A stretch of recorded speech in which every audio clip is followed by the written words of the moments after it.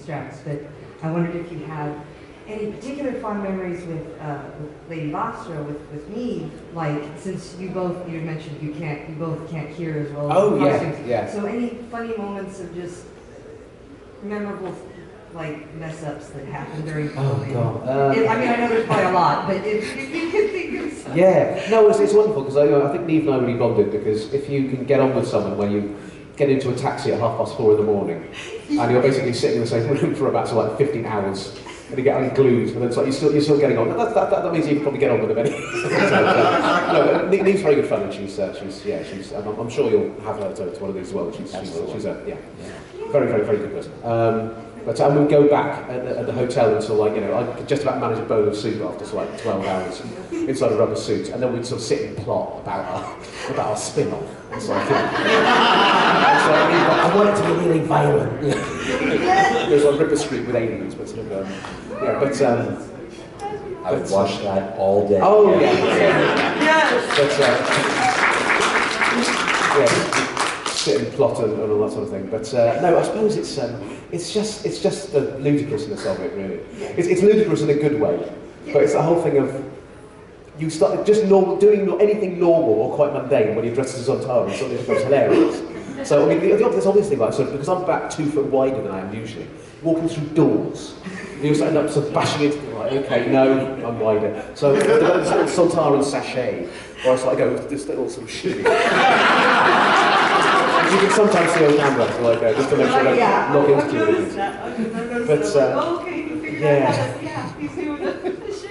I suppose the obvious one that springs to mind though is that when we were doing A Good Man Goes to War, it was a night shoot, and we were in an aircraft hangar at an RAF base near Cardiff, and I think we were doing all those sort of fighting the headless monks and stuff, and I think I must have.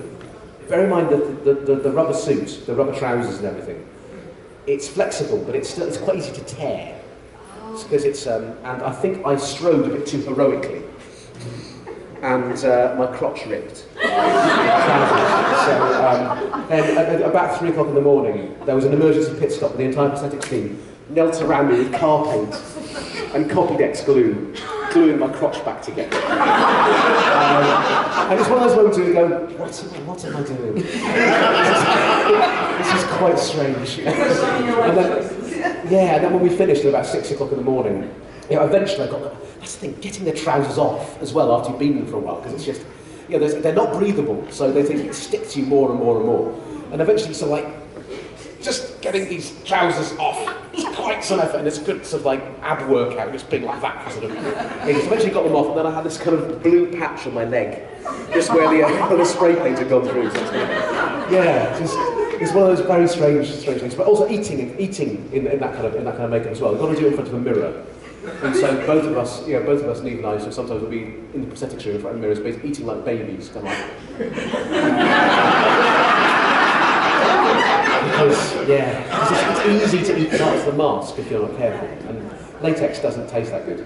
It's kind of, and also it means that they have to spend, then the prosthetics people have to spend more time sort of working it up after lunch to make it, So, yes.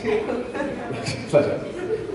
At some point, you're just sitting there saying, I trained for this. I just worked. Well, literally, do you know what? I mean, so like the first episode that I did, where it was the Sontaran strategy, I did have this moment where I was running up and down a warehouse with a zap gun, shooting unit soldiers and laughing. And then a little voice in my head was like, you're getting paid to do this. It was absolutely cowboys and Indians. It was absolutely just being a kid again. And there was one bit where I shot these 2 unit soldiers at the end of the corridor, and they both fell over simultaneously. And then I had to go to the rest of them, they're not playing properly. I shot him first and shot her next to him. You're not dying properly! You've got to do it like I've done. It was absolutely like being an autocratic child. It was marvellous. Stanislavski never said any of this. So you may or may not be able to answer this question. If you can't answer this question, I'll be incredibly happy. Have there been any talks, either with Chibnall's crew or possibly the season that's going currently, of bringing the Paternoster gang back at least one more time to hang around with the 12? If they have done, then I haven't heard anything about it. But damn it, lots of things percolate in Cardiff. What happens in Cardiff stays in Cardiff. So it's most of the time that's accurate. Yeah. Yeah, right over here. Hi there. Hello. I was wondering if you could describe your audition process and what exactly you had to do. Oh, okay. Well, I just got actually, it was nice because I got a copy of an early draft of the whole of the Sontaran stratagem. So the first part of the two-part story. And it was very interesting seeing the earlier draft of it, because it was quite different from the actual, lots of plot elements were quite different from the one that eventually made it to screen. But so I had the entire script for that 45-minute episode, and also I had to prepare one specific scene. And I think because the character was written up more, I think I read, what was it now? I think I might have even read for, no, I didn't read for General Style. They switched certain things around, so it's like score originally came down to the planet first of all, so it was a slightly different permutation. But basically it was a scene in between, have you seen the episode? There's Luke Rattigan, who's the boy genius, who gets manipulated by the Sontarans as a beachhead for their invasion. And I think it was a scene between him and one of the Sontarans who I was reading for. And so yeah, it was just simply, I learned the lines and then went through it. There's the director, there's the producer and the casting director, and there's a camera there. And so you just read it through with the casting director and sort of like give a performance. And so I went through that, had a little chat just to sort of settle the nerves, so what sort of things I've been doing, and then I read it through once, and the director went, "Oh, that's really good," because I first read through, I'll do proper acting to show I'm a real actor. Not just sort of like, yes, I can know lots of different sometimes. That's nice, but it's not necessarily going to get you the job.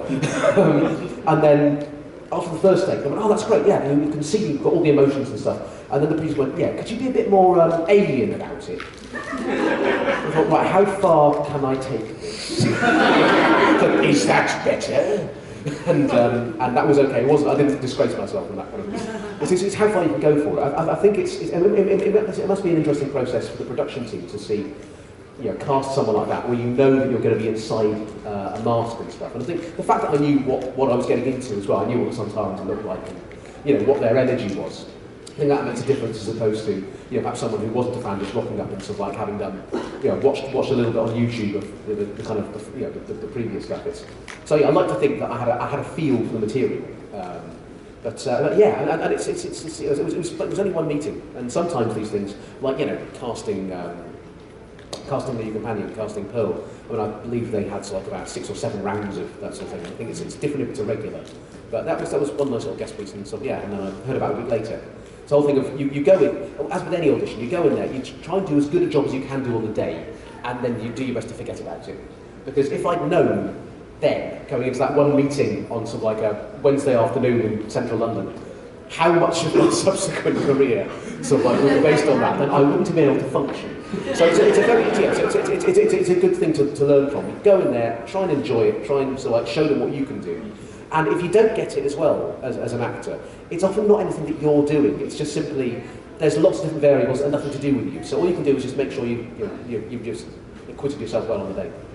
Yeah, you always hear the story of the people who made it, but there's like 19 other people who, they're sitting at home going, if I'd only done it just a little bit bigger, just a little bit bigger. And you can tie yourself in knots to doing that. And it's, you try